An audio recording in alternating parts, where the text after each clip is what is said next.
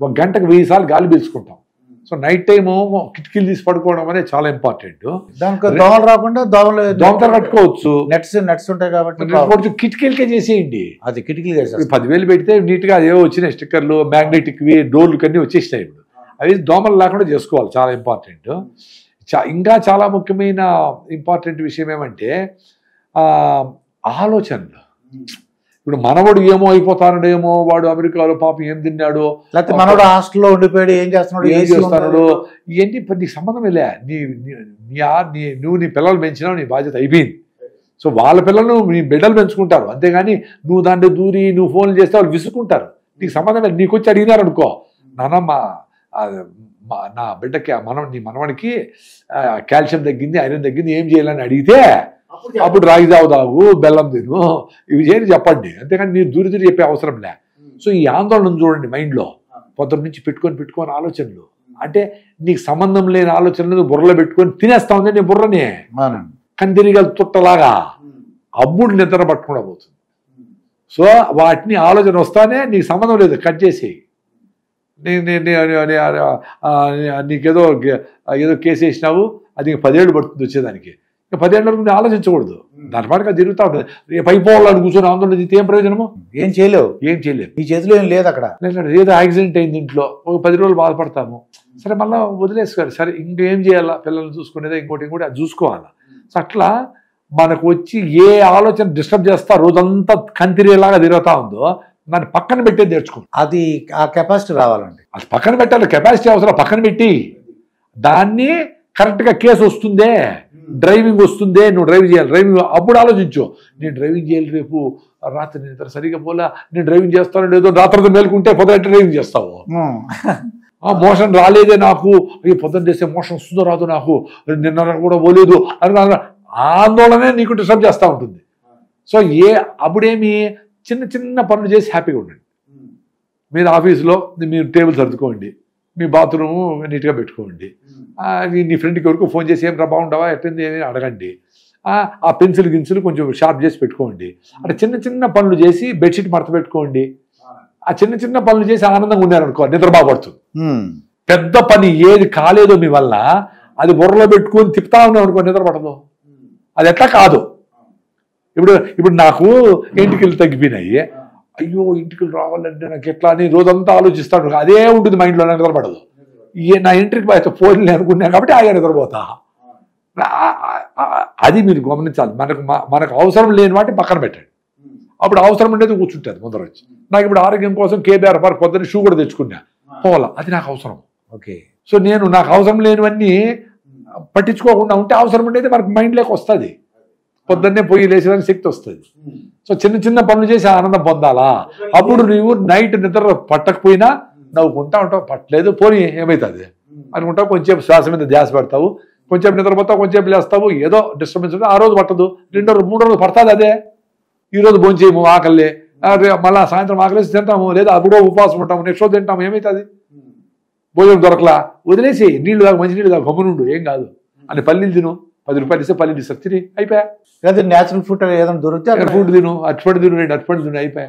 ఈ మధ్యన కొద్దిగా పిల్లలు పుట్టట్లేదన్న హాస్పిటల్ కూడా పెరిగిపోయినాయండి.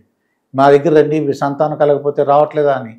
పూర్వం వాళ్ళకండి 10 మంది, 5 మంది, 8 మంది. ఆ ఇంట్లో కూతురు అది గర్భవతిగా ఉండేది, ప్రెగ్నెంట్, తల్లి కూడా ప్రెగ్నెంట్. నేను చూశానండి మా ఇంటి దగ్గర, తూర్పు ఇది ఏలూరులో. ఇప్పుడు చాలా ఇంపార్టెంట్ ఏమంటే వీక్ మదర్స్. ఇప్పుడు అవ్వని గురించి చెప్పుకుంటాను, మళ్ళీ అమ్మని గురించి చెప్పుకున్నాము. ఇప్పుడు మనవరాళ్ళకి అసలు 6 హిమోగ్లోబిన్ 5 హిమోగ్లోబిన్, వీక్గా ఉంటారు, ఒక బిడ్డను కూడా కనలేకుండా ఉంటారు, అందరికీ సిజేరియన్లే తెలుస్తాం. సో వీక్గా ఉండే మదరు వీక్గా ఉండే బిడ్డనే పుట్టిస్తుంది.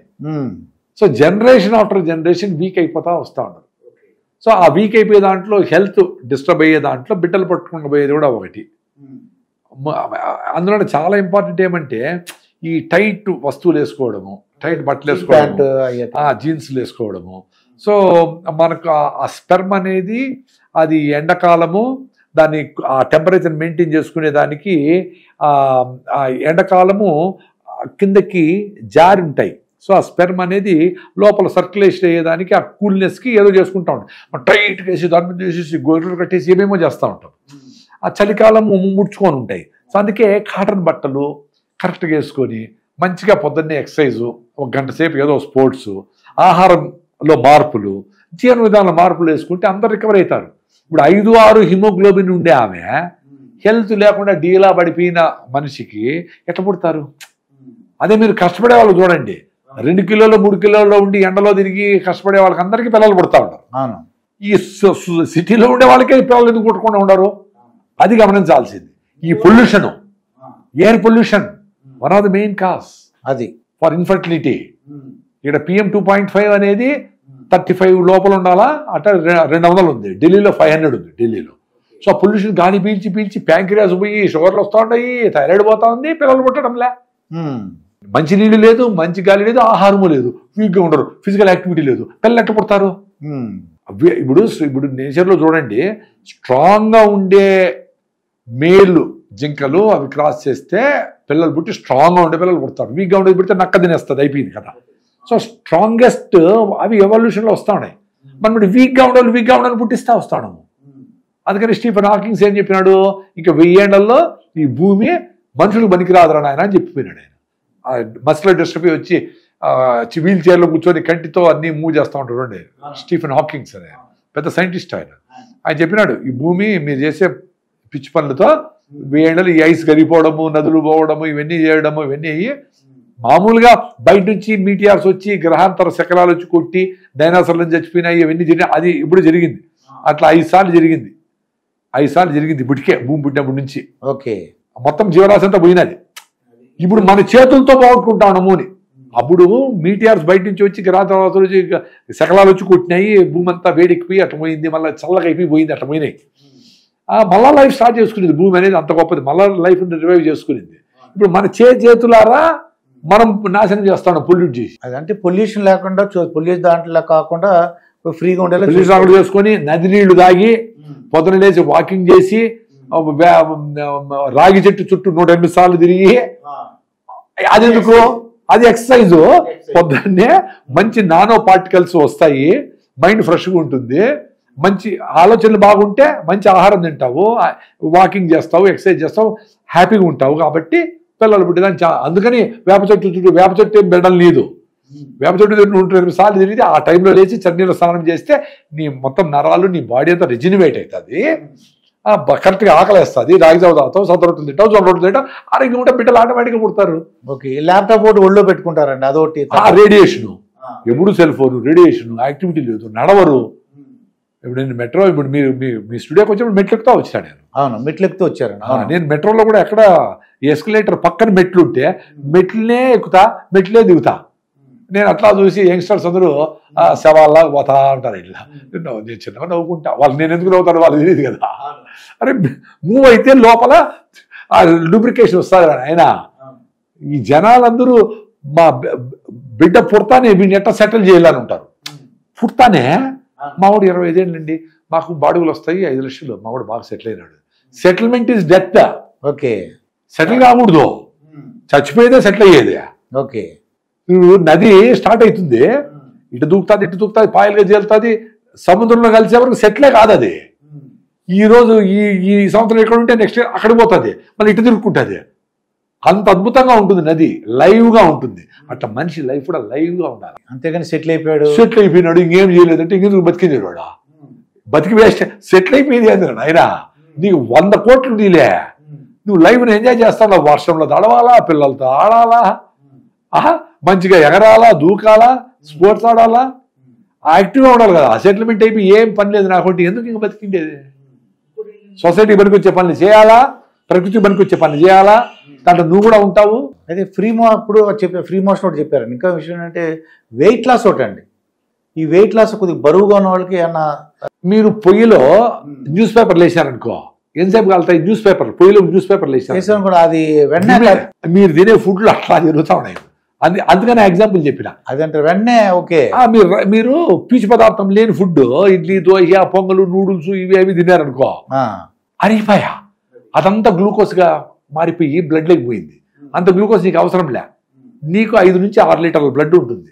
సో 5 నుంచి 6 గ్రాముల గ్లూకోజ్ ఉంటే నువ్వు యాక్టివ్ ఉంటావు. ఓకే, నేను ఎప్పుడో నిన్న 24 అవర్స్ తర్వాత ఇప్పుడు జొన్న రొట్టె తినేసి వచ్చిన, ఫుల్ యాక్టివ్ ఉండా కదా. అవును, మరేంటి 24 hours నేను డల్ ఇట్లా అయిపోయిండాలి. ఎందుకు కాలే? నాకు 5 నుంచి 6 గ్రాముల గ్లూకోజ్ రిలీజ్ అవుతా ఉంది ఇప్పుడు. మరి ఇంత దమ్ బిర్యానీ, బకెట్ బిర్యానీ తినేసి వ్యాన్ పడిపోయి బెడ్లు మొత్తం అయిపోయి కోడిని మింగేసిన పాములాగా ఇట్లు దుల్లి అటు దుల్లి ఆయాసంతో చెమటలు గారిపోతా ఉంటే ఎందుకు అంత బాధపడతా ఉంటుంది? సో ఏ ఫుడ్ తింటే మీకు 5 గ్రాముల గ్లూకోజ్ వస్తుంది, అది సూపర్ ఫుడ్. ఆ ఫుడ్ తినేసి ఫుల్గా ఒక పులి పోయి జింకను పట్టుకుంటుంది, కొంచెం కొంచెం తిందది, మొత్తం ఫుల్గా తింటుంది. మళ్ళీ పోయి చెట్టు మీద కూర్చొని తోక ఆడిస్తూ ఉంటుంది. 2 రోజులు జింక పోతాను పట్టించుకోలేదు. సో మీరు కూడా పొద్దున్నే ఫుల్గా తినేసి బయట పోవాలా, మళ్ళీ సాయంత్రం లైట్గా తినాలి. అందరు బరువు తగ్గిపోతారు. అది మీరు తక్కువ తినమా అంటే ఒక ఇడ్లీ తింటే మళ్ళా పేపర్ వేసినట్లే ఆకలి, నూడిల్స్ తిను పేపర్ వేసినట్లే ఆకలి, దోశలు తిను పేపర్ వేసినట్లే ఆకలి, మళ్ళా బజ్జీలు తిన్నామా, బిస్కెట్లు తిన్నామా, 2 ఇంకో తిన్నామా, వడలు తిన్నామా, రోజంతా తిని మీద చూసుకోండి. మీరు ఏ మీటింగ్లో ఉన్నా చూడు, రోజంతా తిని మీదనే. పొద్దున్నే కాఫీ నీళ్ళు తాగేది, మళ్ళీ అట్ట పోయేది, వాకింగ్ పోయేది 1 కిలోమీటర్, ఆడ పెద్ద మీటింగ్ చేసి 4 కరాచీ బిస్కెట్లు అన్ని తినేది, 3 టీలు తాగేసి వచ్చేది. వీడు పొట్ట తగ్గదు. ఎందుకు తగ్గుతుంది? పరిగెత్తాలి పొట్ట తగ్గాలంటే. ఇంక వస్తాను నేను తినేసి మళ్ళీ 2 కాఫీలు తాగేసి పోవడము ఆఫీస్. సో రోజంతా తినడమే, క్యాలరీస్ ఎక్కువ అయిపోయినది. నీ బాడీలో చిన్నగా అరిగేది ఉంటే గ్లూకోజ్ ఇస్తా ఉంటే బ్రెయిన్కి సిగ్నల్ పోతుంది, ఇంకేం అవసరం లేదు, బాగా ఎనర్జీ ఉంది, నేను రిపేర్ చేసుకుంటా అని చెప్పి వీక్గా ఉండే సెల్స్ తీసుకొని నేను కట్ చేసి ఆటోఫాజీ జరిగి ఇంటర్మీడియట్ ఫాస్టింగ్ చేసినప్పుడు 16 hours నిలిపేస్తే బండి అంతా క్లీనప్ మెకానిజంలోకి పోతుంది. బండి రీహాలింగ్ అయితే ఉంటుంది. ప్రతిరోజు జరగాల. ప్రతిరోజు ఒకవేళ చేయలేకపోతే కూడా 13 రోజులు 14 రోజులకు ఒకసారి ఏకాదశి రోజు ఉపవాసం చేయి, 13 రోజులు తిని సావండరా, 14 రోజులు ఏకాదశికి ఉపవాసం ఉండండిరా అంటే అప్పుడు కూడా రైస్ మాత్రం పట్టకుండా స్వీట్లు, ఫ్రూట్స్, పాయసము ఏమేమో అన్ని తెప్పించుకుందా. అది కాదు ఉపవాసం అంటే, పూర్తిగా ఉపవాసం ఉండాలి. అట్లుంటే మీ బాడీ కరెక్ట్గా అడ్జస్ట్ అయిపోతుంది. నేను పెద్ద అసిడిటీ పేషెంట్ని. 1 గంట లేట్ అయితే అట్లా ఇప్పుడు మీరు గంటకు ఒకసారి అరగంట మీరు నీళ్ళు తాగాలి. నాకు అవసరమే లేదు. చూడు ఎంత ఫిట్గా ఉన్నాను. అవును. అట్లా 36 hours వితౌట్ ఫుడ్ ఉంటా. నేను అసిడిటీ పేషెంట్, ఎండోస్కోపీ చేసి 3+ ఎరోషన్స్ అన్ని నాకు ర్యాంటిడిన్, సిమిట్రిన్, పెంటప్రజోల్, ఓమిప్రజోల్ ఎన్ని ఇచ్చినారు, జలసిల్లు అన్ని. అప్పుడు ఏం పోలా, రాగి జావతో అసిడిటీ పోయింది. సో నేను ఇప్పుడు ఫిట్గా ఉన్నా.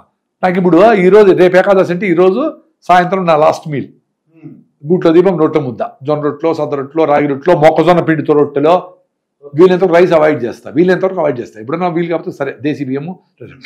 రేపంతా ఏకాదశి నో ఫుడ్, ఎల్లుండి పొద్దున వరకు no food, 36 hours no food, only water. అది కూడా దప్పైతే దాతా లేకపోతుందా? మరి ఎనర్జీకి ఎట్టొచ్చింది? సో బరువు తగ్గాలనుకునే వాళ్ళు first minimum food, minimum times తినాలా, ఎక్కువ క్వాంటిటీ తినాలా. ఎక్కువ క్వాంటిటీ. నువ్వు పొద్దున్నే అరికెలతో చేసుకున్న ఇడ్లీలు 8-10 తిను. ఇడ్లీ ఎందో 10.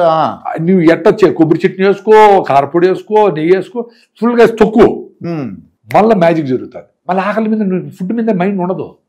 అసలు ఏ ఫుడ్ చూసినా తినవ, వద్దురా స్వీట్లు ఇచ్చినప్పుడు వద్దంటున్నావు. అది రైట్ ఫుడ్. అప్పుడు తిని సాయంత్రం సీజనల్ ఫ్రూట్స్ తినేయండి. సీజన్లో వచ్చి అయిపోయే ఫ్రూట్స్ సీజనల్ ఫ్రూట్స్. ఇప్పుడు పనసకాయలు వస్తా ఉన్నాయి, కొండతర మామిడి పళ్ళు వస్తాయి, కొండతర రోడ్, సీతాఫలం కొండతర రోడ్, అట్లా అల్లేని పళ్ళు కొండతర రోడ్, అట్లా ఏ సీజన్ వచ్చారో ఆ ఫ్రూట్స్ బాగా అన్ని తినండి. కడుపు నిండా అనుకోండి పని, కడుపు ఎన్ని కావాలంటే అది తినండి.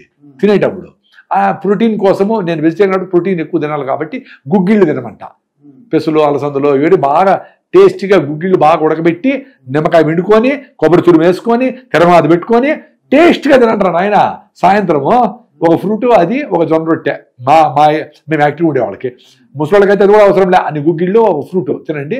మీ ఆరోగ్యము, మీ టాబ్లెట్ రిక్వైర్మెంట్ సగం తగ్గిపోతుంది 1 monthలో.